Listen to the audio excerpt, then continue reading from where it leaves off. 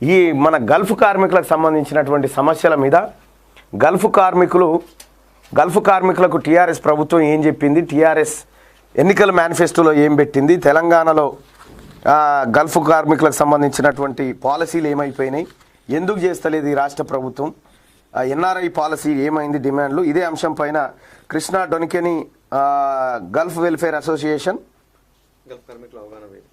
Gulf కార్మికుల అవగాహన వేదిక ప్రెసిడెంట్ వచ్చాడు మన దగ్గరికి ఇవాళ మార్నింగ్ న్యూస్లోకి. దాదాపు 7 ఏళ్ళు అయిందనుకో, 6-7 ఏళ్ళు అయిందనుకుంటా మీకు హామీలు ఇచ్చి, కానీ ఇప్పటి వరకు హామీలు కాదు కదా, అసలు డెడ్ బాడీ రాని దినం ఉంటుందా శంషాబాద్కి గల్ఫ్ నుంచి? లేదు, కొంచెం దగ్గర పెట్టుకోండి. డెడ్ బాడీ రాని దినం అయితే గల్ఫ్ నుంచి లేదు. మామూలుగా చూసుకుంటే గత 15 రోజుల నుంచి దాదాపుగా 15 డెడ్ బాడీలు వచ్చినాయి. 15 రోజుల నుంచి 15 డెడ్ బాడీ, ఒక వారంలో 11 డెడ్ బాడీలు వచ్చినాయి. అంత ఘోరమైన పరిస్థితి. రోజుకు 3 డెడ్ బాడీలు వచ్చే పరిస్థితి కూడా ఉంది ఒక రోజులో. అసలు కనీసం అంబులెన్స్ అరేంజ్ చేసే పరిస్థితుల్లో కూడా ప్రభుత్వం లేదు. మరి గల్ఫ్ల కోసం మొన్న ఏం జరిగిందంటే, కరోనా నిబంధనల నేపథ్యంలో గల్ఫ్ నుంచి కార్మికులు వస్తే శంషాబాద్ కాడ బస్సులు పెట్టి ఇళ్లలో తోలుకపోయారు కొంతమంది, తోలుకపోయి మేమే తీసుకొచ్చిన వీళ్ళని చెప్తా ఉన్నారు. అది కొద్ది యాక్చువల్ వచ్చింది లక్షలలో, ఒక 200 మందిని 500 మందిని తీసుకుపోయి పెద్ద పెద్ద ఫోటోలు పెట్టుకుని రైల్వే స్టేషన్ లో ఫోటోలు దిగి పోజులు ఇచ్చింది అంతే. సో ఏంటి గల్ఫ్ కార్మికుల పరిస్థితి ఎట్లా ఉందన్న గల్ఫ్ లో చూసుకుంటే, అంటే Saudi, UAE, Bahrain, Kuwait, Iraq, Israel, ఇక్కడ చూసుకుంటే Oman, Singapore, Malaysia, Lebanon, Israel ఇట్లాంటి దేశాలలో మన వాళ్ళు ఉన్నారు. సుడాన్ లో కూడా ఉన్నారు. సో వాళ్ళు ఇక్కడ నుంచి ఏజెంట్ మోసం గురైపోయినా గానీ అక్కడ వాళ్ళని ఎవరు కాపాడటం లేరు. అక్కడ పోయి ఒక్కొక్క రూమ్ లో 20 మంది 30 మంది ఉంటున్నారు. అసలు అక్కడ ఉన్న పరిస్థితి చూస్తే ఒక్కోసారి గుండె దొరకపోతుంది. మేము త్యాగాలు చేసి మరి వాళ్ళకి సేవలు చేయడానికి కారణం ఒకటే, అక్కడ దగ్గరుండి చూసినాం. గల్ఫ్ లో 13 సంవత్సరాలు నేను దుబాయ్లో ఉన్నా. ఏజెంట్ మోసం గురై పోతే అక్కడ ఆదుకునే ఎంబసీలో అధికారులు లేరు, ఎవరికి చెప్పుకోవాలో తెలియదు. ఆ పరిస్థితుల్లో మేము గల్ఫ్ కార్మికుల అవగాహన ఏర్పాటు చేసి అన్ని దేశాలలో మా సంస్థ సభ్యులు స్వచ్ఛందంగా ముందుకు వచ్చిండ్రు. వాళ్ళే ఇప్పుడు అవగాహన కల్పిస్తూ ఎన్ఆర్ఐ పాలసీ ఉద్యమం చేస్తున్నారు. ఆ ఉద్యమంలో భాగంగా మేము అన్ని చూస్తున్నాం, కరోనా పరిస్థితులలో చూస్తున్నాం, గత ఒక 6-7 సంవత్సరాల నుంచి చూస్తున్నాం. ఒక్కొక్క కార్మికుడికి ఏమన్నా ఇబ్బంది వచ్చినప్పుడు ఎంబసీకి వస్తే తెలుగులో మాట్లాడడానికి లేరు. ఇక్కడ నుంచి పోయిన వాళ్ళు ఎక్కువ శాతం హిందీ రాదన్న. అక్కడికి అయిన తర్వాత ఎంబసీలోకి పోతే అంత హిందీ వచ్చిన వాళ్ళు కేరళ వాళ్ళు ఉంటారు. మన తెలంగాణ నుంచి దాదాపు 15 లక్షలు గల్ఫ్ కార్మికులు ఉన్నారు. కానీ అదే కేరళ నుంచి 10 లక్షల మంది ఉంటారు. మరి ఇక 2 తెలుగు రాష్ట్రాలు కలుపుకుంటే 25 లక్షల మంది ఉంటారు. 25 లక్షల మంది. వీళ్ళకి ఒక్క అధికారి కూడా లేడు ఏ దేశంలో. వాళ్ళకేమో 50 మంది కేరళ అధికారులు ఉంటారు. ఉత్తర భారతదేశం నుంచి 50 మంది అధికారులు ఉంటారు. వాళ్ళ దగ్గరకు పోయి మనము చెప్పుకోవాలా, మంచిగా వాళ్ళు కేరళలో మాట్లాడుకుని వాళ్ళకి సాయం తొందర అందిస్తారు. వాళ్ళకి సంబంధించిన సంఘాలు కూడా సహకరిస్తాయి. డెడ్ బాడీని ఒక్క రోజులో పంపించిన సందర్భాలు వాళ్ళకు ఉన్నాయి కేరళ వాళ్ళకు. అదే మన డెడ్ బాడీ, చనిపోయిన డెడ్ బాడీని పట్టించుకున్న నాదులు లేడు. కెంపీల్లోకి పోయి అడిగితే కూడా పట్టించుకునే పరిస్థితి లేదు. ఎంబసీ కూడా చొరవ తీసుకొని బయటకు వెళ్ళి డెడ్ బాడీని తిరిగి పనులు చేసి చాలా ప్రాసెస్ ఉంటుంది, దానికి ఫార్మాలిటీస్ చేయాలి. అవన్నీ చేయడానికి ఎవరు లేరు. మేమే స్వచ్ఛందంగా సంఘాల వాళ్ళు, కొందరు సంఘాలు సేవలు చేస్తున్నారు, వాస్తవంగా చేస్తున్నారు. మేము కూడా సంఘాల తరపున డెడ్ బాడీలు పంపించడానికి ఒక వారం రోజులు, 4 రోజులు, 2 రోజులు అవసరమైతే తొందర పని అయ్యేది ఉంటే, అంటే హార్ట్ అటాక్ తో చనిపోయిన వాళ్ళకు తొందర పంపించడానికి అవకాశం ఉంటుంది. అదే ఇప్పుడు ఉరి వేసుకొని చనిపోతే కొద్దిగా అంత ఇన్వెస్టిగేషన్ చేసి వాళ్ళు పోలీస్ క్లియరెన్స్ ఇచ్చేదాకా టైం తీసుకుంటది. ఇవన్నిటిని చేయడానికి అసలు అక్కడ సమన్వయకర్తలే లేరు తెలంగాణ ప్రభుత్వం తరఫున. మా సంఘాల వాళ్ళం మేము వందలాది నుంచి 1000 మంది సైనికులు పనిచేస్తున్నాం, సభ్యులం. లక్షలాది మంది కార్మికులు మేము సేవలు అందించలేకపోతున్నాం. అది వ్యవస్థ తెలంగాణ ప్రభుత్వం నుంచి ఉండాలి. అదే చూడండి, చంద్రబాబు గారు అక్కడ ఎన్ఆర్ఐ పాలసీ ఇచ్చి చనిపోయిన కుటుంబానికి 10 లక్షలు ఇస్తున్నారు. అక్కడ కోఆర్డినేటర్లు నియమించిండు.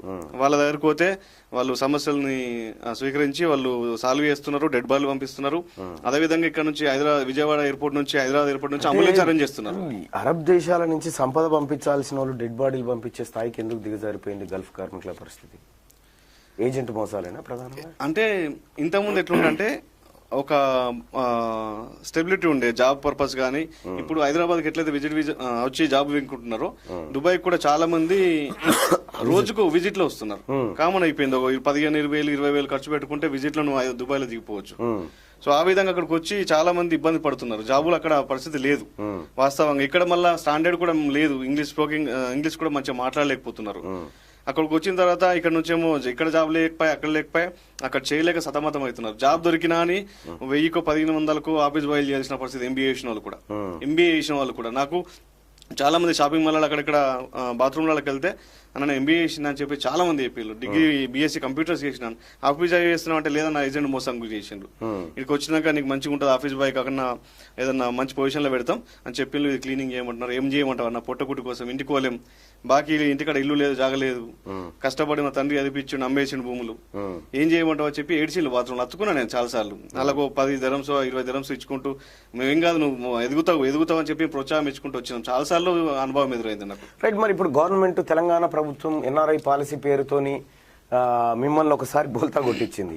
ఆల్రెడీ 2014 ఎన్నికల మేనిఫెస్టోలో ఎన్ఆర్ఐ పాలసీ అన్నది కేరళ తరహా విధానం అని చెప్పింది. కానీ ఇప్పటి వరకు ఎటువంటి చేయలేదు, ఎటువంటి పాలసీ లేదు. కనీసం రాష్ట్ర ప్రభుత్వం నుంచి ఒక అధికారి అనేటువంటి నియమించలేకుండా గల్ఫ్ కార్మికుల కష్టాలు అట్లాగే ఉన్నాయి. ఏంది మరి ప్రభుత్వం మిమ్మల్ని మోసం చేసిన తర్వాత మీకు ప్రత్యామ్నాయం ఏంది, మీ డిమాండ్లు ఏంటి? వాస్తవంగా మీరు చెప్పింది కరెక్ట్. ఇక్కడ నేను చెప్పదలుచుకున్నది ఒకటి, మేమైతే కళ్ళల్లో నీళ్లతో మాట్లాడుతున్నా. ప్రతిసారి ఇట్లాంటి విషయం గుర్తొచ్చినప్పుడు వెంటనే వాటర్ వస్తుంది. అమెరికాలో చనిపోతే ఒక డెడ్ బాడీ తేవడానికి ఆగా మేఘాల మీద విదేశాంగ శాఖతో మాట్లాడతారు, నరేంద్ర మోడీ గారితో మాట్లాడతారు. అక్కడ అధికారులు పనిచేస్తారు, డెడ్ బాడీ వచ్చేస్తుంది 4 రోజులలో. కేటీఆర్ గారు, మేయర్ గారు, మంత్రులు, ఎమ్మెల్యేలు అందరూ పోయి పరామర్శిస్తారు. అదే గల్ఫ్ బిడ్డ చనిపోతే కనీసం ఎమ్మెల్యే కూడా పరామర్శించారు, కనీసం ఊర్లో సర్పంచ్ కూడా వెళ్ళని పరిస్థితి. అంటే మనం తెలంగాణ బిడ్డలేమే, వాళ్ళు కూడా తెలంగాణ బిడ్డలు. అందరిని ఒక విధంగా చూడాలి, వాళ్ళని ఎక్కువ చూడాలా మనం తక్కువ చూడాలి అంటలేము. అంటే చిన్న చూపు అవమానకరమైన పరిస్థితి గల్ఫ్ కార్మికులది. ఇదే నుంచి బయటపడాలని చెప్పి మేము అంటుంటే ప్రతి ఒక్కరు గల్ఫ్ కార్మికులు ఇప్పటికి కూడా ఆ పార్టీ ఈ పార్టీ అని కొట్టుకుంటారు. కానీ మేము ఉద్యమం 5 సంవత్సరాల నుంచి చేసుకుంటే వస్తే ఇప్పుడు గల్ఫ్ కార్మికులకు అర్థమయ్యి చెప్పగలిగినాం. గత ఎన్నికల్లో అరవింద్ గారు గెలవడానికి కూడా గల్ఫ్ కార్మికుల కృషి ఉంది. అరవింద్ గారు, సంజయ్ గారు ఆ ప్రత్యామ్నాయం ఎట్లా అంటే ఎన్ఆర్ఐ పాలసీ వల్ల లాభాలు ఎన్నో ఉన్నాయి, వాటిని డిమాండ్ అమలు చేయాల్సిన బాధ్యత ప్రభుత్వాన్ని. ఎందుకంటే మేము విదేశీ మార్గద్రవ్యం రూపంలో సంవత్సరానికి దాదాపుగా 1000 నుంచి 1200 కోట్లు ప్రభుత్వానికి ఇస్తున్నాం. మేము ఇక్కడ వచ్చినప్పుడు వెకేషన్ వచ్చినప్పుడు దాదాపుగా 50,000 రూపాయలు మినిమం ఖర్చు పెడతాం. చిన్న స్థాయి కార్మికుడైనా కానీ, తక్కువ జీతం ఉన్న కార్మికుడైనా కానీ ఒక ఇంటికి వస్తే 50,000 ఇంట్లో దేవుడు పండు కానీ, మళ్ళీ దేవుడి కాడికి పోయించినామని, లేకుంటే వెమ్లవాడ, తిరుపతి పోయించినామని, ఆ బస్సు ఈ బస్సు ఎక్కినప్పుడు ట్యాక్సీలు కడతాడు, బండ్లే పోతే పెట్రోల్ ట్యాక్సీ కడతాడు, ఇంటికాడ పండుగ చేసుకున్న ప్రతి రూపాయి ట్యాక్సీ కడతాడు. ఆ 50,000 ట్యాక్సీ అవుతుంది. బిడ్డ పెళ్లి చేస్తే 10 లక్షలు అవుతున్నాయి అన్న. 10 లక్షలలో ఫంక్షన్ హాల్ కాడికి వెళ్ళి, ఫుడ్ కాడికి వెళ్ళి, బట్టల కాడికి వెళ్ళి, పుస్తకాల కాడికి వెళ్ళి అన్నిటికీ డబ్బులు కట్టాల్సిందే. ఈ 10 లక్షలలో లక్షల రూపాయలు ట్యాక్స్ అవుతున్నది. ఇల్లు కడితే కార్మికుడు ఇల్లు కడితే 10 లక్షలు అవుతున్నాయి. 5 లక్షల నుంచి 10 లక్షలు తక్కువ కట్టుకుంటారు, 20 లక్షలతో కట్టుకుంటూ ఉంటారు. ప్రతి దానిలో ట్యాక్స్ కడుతున్నారు. అంటే సంవత్సరానికి తెలంగాణ ప్రభుత్వానికి మేము గల్ఫ్ కార్మికులం ఇచ్చే ట్యాక్స్ దాదాపుగా 2,500 నుంచి 3,000 కోట్లు మా క్యాల్కులేషన్ ప్రకారం. అందులోకి ₹1 కూడా ఖర్చు పెట్టలేదు ఇప్పటి వరకు. అంతకుముందు కేటీఆర్ గారు ఎన్ఆర్ఐ శాఖ మినిస్టర్ గా ఉన్నారు, 100 కోట్లు అన్నారు. అవి ఎటుపోయినా ఎవరికి తెలియదు. కేటీఆర్ మాటలు నమ్ముతారా మీరు కూడా? కానీ నమ్మద్దంటే అన్న, వాళ్ళు నమ్మించిండు. తెలంగాణ తెచ్చిన, తెలంగాణ కోసం పోరాడిన వ్యక్తిగా నమ్మిళ్ళు పబ్లిక్. కార్మికులు కూడా మేము సహకరించినాం ఉద్యమంలో. కానీ 5 సంవత్సరాలలో మాకు ఏం చేయలేదు. లాస్ట్ ఇయర్ కూడా మేము చెప్పినాం, మా కూటమికి ఓటేయమని చెప్పినాం క్లియర్ గా. అటు బీజేపీ కూడా ఓటేయమని చెప్పినాం. మేము స్టాండ్ ప్రకటించినాం లాస్ట్ జనరల్ ఎన్నికల్లో. మీ స్టాండ్ ఏంటి అంటే వాస్తవంగా గల్ఫ్ కార్మికుల స్థాయిని బట్టి మేము మాట్లాడుతున్నాం. ఎందుకంటే ఇప్పుడు జిహెచ్ఎంసీ ఎన్నికల్లో మేమైతే కేసీఆర్ గారికి అడుగుతూనే ఉన్నాం ప్రతిసారి. ఇప్పుడు అదే విధంగా అడుగుతున్నాం. కేసీఆర్ గారు ఇప్పటికైనా మార్చిలో కనుక, వచ్చే మార్చిలో బడ్జెట్ సమావేశాల్లో కనుక ఎన్ఆర్ఐ పాలసీ గురించి ఇవ్వకపోతే పెడతాడు. ఏముంది, పెట్టుకుంటే కాగితం పెడతాడు. అమలు చట్టం చేయాలని బడ్జెట్ కేటాయించాలి. ఇలా కేసీఆర్ అమలు చేస్తాడు. ఇంకేమైనా మా స్టాండ్ ప్రకటిస్తాం మార్చిలో. అన్న, మార్చిలో ఏం ప్రకటించినా ఒకటైతే గుర్తుపెట్టుకోండి, ఒక్క గల్ఫ్ కార్మికులైనా కాదు, వ్యవసాయదారులను మోసం చేసిండు, నిరుద్యోగులను మోసం చేసిండు, ఉద్యోగస్తులను మోసం చేసిండు, ఆర్టీసీని మోసం చేసిండు, మహిళలను మోసం చేసిండు, యూనివర్సిటీ విద్యార్థులను మోసం చేసిండు. కేసీఆర్ మోసం చేయనటువంటి వ్యవస్థ ఏదన్నా ఉందా? మీరొక్కరు అక్కడ ఉండి మాకే అన్యాయం చేసిండు అనుకుంటారు. ఇక్కడ సమస్త జనానికి మోసమే చేసిండు కేసీఆర్. కాబట్టి నేనేమంటా అంటే, ఎన్నికల్లో మీ సత్తా చూపించారు పోయినసారి. ఏది పార్లమెంట్ ఎన్నికల్లో మీ దమ్మేందో చూపించిన మాట. ఇప్పుడు వరంగల్, ఆ తర్వాత కరీంనగర్, నిజామాబాదు, ఆదిలాబాదు ఈ ప్రాంతంలో మీరు చాలా మంది లక్షలాది కార్మికులు అక్కడ ఉన్నారు. సో ఇప్పుడు మీతో పని లేదు వాళ్ళకి. ఎందుకంటే కేసీఆర్ కి ఇప్పుడు, ఎందుకంటే అక్కడ ఎన్నికలు లేవు కదా, వచ్చినప్పుడు మళ్ళీ డ్రామా ఆడదామని చెప్తాడు. అందుకోసమే నేను ఒక మాట ఏం చెప్తా అంటే, ఓటు రూపంలో దెబ్బ కొట్టినప్పుడు మాత్రమే నాయకుడు దిగొస్తాడు. ఓటు లేకపోతే ఓటు అనేది లేక మీరు కొట్టినటువంటి దెబ్బకు కవిత ఏడాది ఇంట్లో కూర్చోవలసిన పని, బోయినపల్లి వినోద్ ఏడాది ఇంట్లో కూర్చోవలసినటువంటి పరిస్థితి వచ్చింది. అంటే ఓటు అనేదే ప్రధానం. మీరు ఎక్కడున్నప్పటికి కూడా మీ కుటుంబాలన్నీ ఇక్కడే ఉన్నాయి కదా, వాటి ద్వారా మీరు అవేర్నెస్ చేయాల్సిందే. ఇంకొక విషయం ఏంటంటే ఎన్ఆర్ఐ పాలసీ ఏదో భిక్షం కాదు, అది దయ కాదు, ఈ నాయకులకు సంబంధించింది కాదు. ఇప్పుడు కాళేశ్వరానికి సంబంధించి ఒక 1000 కోట్లు తక్కువనే అనగానే వెంటనే దాని ఉపాధి హామీ పైసలు తీసుకుపోయి దానికి ఇస్తారు. మరి ఇన్ని లక్షల కోట్ల రూపాయలు సంపాదించి రాష్ట్ర అభివృద్ధికి పాటుపడుతున్నటువంటి ఎన్ఆర్ఐలకు కూడా వీళ్ళకు ఒక 100 కోట్లు పెడితే తప్పేందండి? లేదు, వాళ్ళకు చిన్న చూపు అన్నట్టు ఓట్లు. ఇక్కడ మీరు క్వశ్చన్ ఆలోచించండి, అక్కడ ఉన్న వాళ్ళు నేనైనా మా భార్యకు ఫోన్ చేసి చెప్తా, బీజేపీకి ఏంటి, కాంగ్రెస్కి ఏంటి, టీఆర్ఎస్కి ఏంటి, ఇష్టంతో చెప్తాం. కానీ వాళ్ళు ఏరు మేము చెప్పినట్టు, మా భార్యలు కానీ మా తల్లిదండ్రులు ఏరు వాస్తవంగా.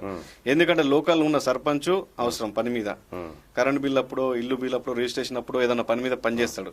ఎంపీడీస్ అవసరం, లోకల్ లీడర్లు అవసరం. వాళ్ళు చెప్పినట్టు ఓట్లేస్తున్నారు. మేము దాన్ని మారుస్తున్నాం వాస్తవంగా. మొన్న సభలో కూడా చెప్పినాం, మరి చచ్చిపోయినప్పుడు మీ సర్పంచ్ ఎందుకు రాలేదు, 10,000 ఎందుకు ఇవ్వలేదని అడిగినాం. రైట్, మీరు ఏం సభలు చేస్తున్నారు, ఏంటి అవి?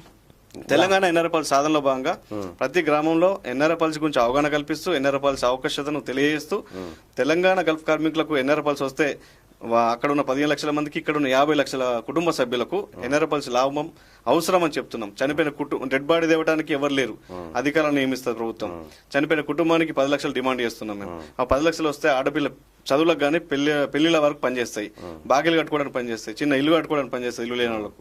సో ప్రభుత్వ పథకాలు రైతు బంధు ఉన్నప్పుడు గల్ఫ్ కార్మికులకు రైతు బంధు ఇయ్యలే. అంటే వాస్తవానికి కేసీఆర్ కు దుబాయ్ కష్టాలు ఎట్లుంటాయో తెలుసు. ఎందుకంటే ఆయన ఆల్రెడీ ఆయన పాస్పోర్ట్ల తర్వాత దుబాయ్ శేఖర్ అని అంటారు, ఆయన దుబాయ్ శేఖర్ అంటారు సార్.